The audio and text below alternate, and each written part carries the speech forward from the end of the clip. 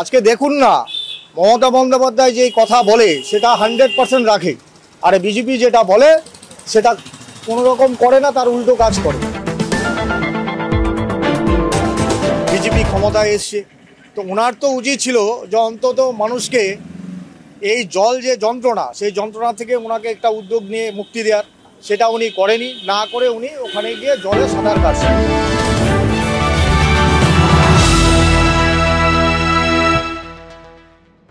বঙ্গে উত্তর থেকে দক্ষিণ সব জায়গায় জল যন্ত্রণায় ভুগছেন এলাকার মানুষ থেকে শুরু করে স্থানীয় ব্যবসায়ীরা। ভারী বৃষ্টি হলেই কলকাতা জলমগ্ন, ঘাটালের মাস্টার প্ল্যান ফেল।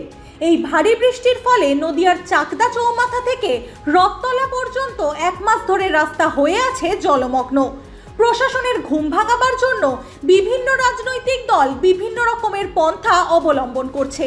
যেমন সিপিএমরা সেই জমা জলে নৌকা চালিয়ে প্রতিবাদ করছে, আবার বিজেপি বিধায়ক বঙ্কিম ঘোষ রাস্তার জমা জলে ছিপ ফেলে সাঁতার কেটে অভিনব প্রতিবাদ জানাচ্ছেন।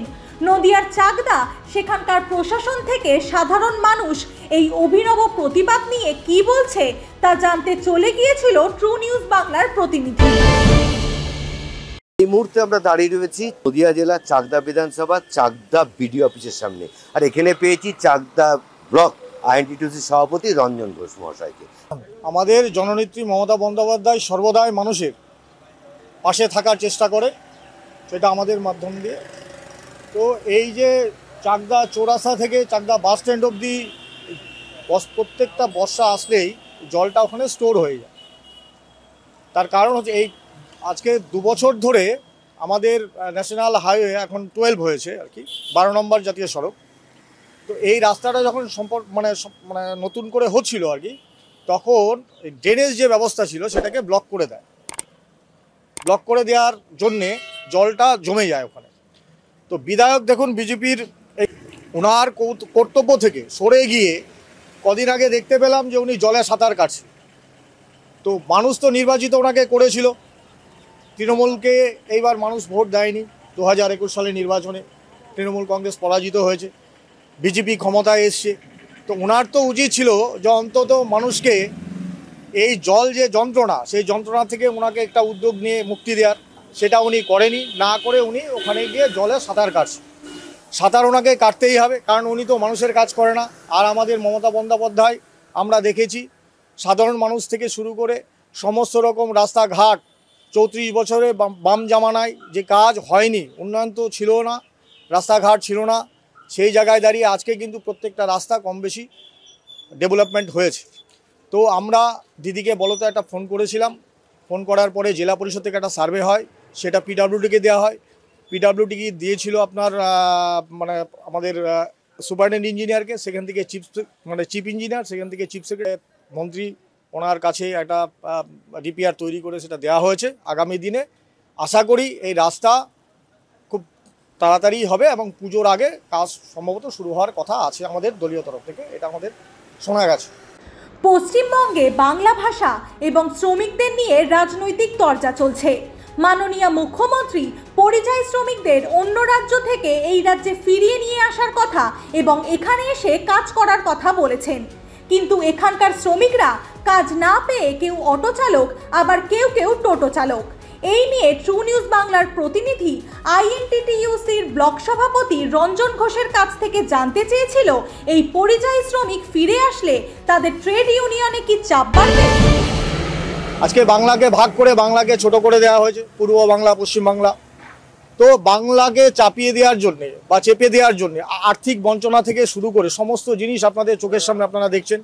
আমাদের নেত্রী মমতা বন্দ্যোপাধ্যায় বলেছে যে বাংলা ভাষা বলার অপরাধী পরিযায়ী শ্রমিককে যেইভাবে বিভিন্ন রাজ্যে লাঞ্ছনা বঞ্চনা শিকার হতে হচ্ছে এবং জেলে পুরে দেওয়া হচ্ছে, তার জন্যে দিদি বলেছে যে সমস্ত ঠিকা শ্রমিক বা এখান থেকে যারা কাজকর্ম করতে বাইরে যায় তারা আমাদের ওয়েস্ট বেঙ্গলে ফিরে আসুক। আমরা যদি 2টো রুটি খাই, তারাও 1টা রুটি খাবে এবং আগামী দিনে কলকারখানা থেকে শুরু করে সমস্ত শিল্পায়ন আমাদের রাজ্যে হবে এবং তারা কাজও পাবে।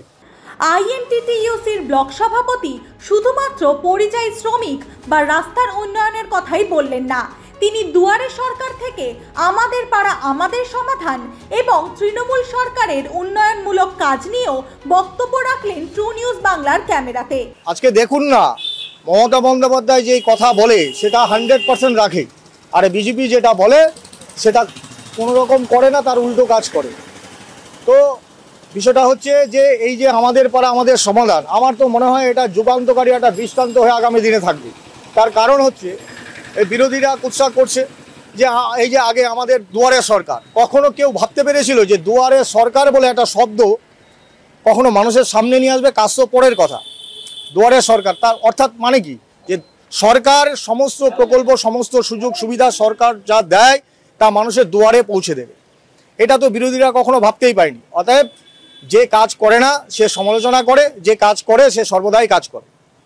উন্নয়নের পাশাপাশি পদ্ম শিবিরকে এসআইআর থেকে বাংলা ভাষাকে অপমান করা নিয়েও দোষারোপ করতে ছাড়লেন না। আজকে দেখুন না, মমতা বন্দ্যোপাধ্যায় যে কথা বলে সেটা 100% রাখে, আর বিজেপি যেটা বলে সেটা কোনো রকম করে না, তার উল্টো কাজ করে। তো বিষয়টা হচ্ছে যে এই যে আমাদের পাড়া আমাদের সমাধান, আমার তো মনে হয় এটা যুগান্তকারী একটা দৃষ্টান্ত হয়ে আগামী দিনে থাকবে। তার কারণ হচ্ছে এই বিরোধীরা কুৎসা করছে যে এই যে আগে আমাদের দুয়ারে সরকার, কখনো কেউ ভাবতে পেরেছিল যে দুয়ারে সরকার বলে একটা শব্দ কখনো মানুষের সামনে নিয়ে আসবে? কাজ তো পরের কথা। দুয়ারে সরকার তার অর্থাৎ মানে কি, যে সরকার সমস্ত প্রকল্প সমস্ত সুযোগ সুবিধা সরকার যা দেয় তা মানুষের দুয়ারে পৌঁছে দেবে। এটা তো বিরোধীরা কখনো ভাবতেই পারেনি। অতএব যে কাজ করে না সে সমালোচনা করে, যে কাজ করে সে সর্বদাই কাজ করে।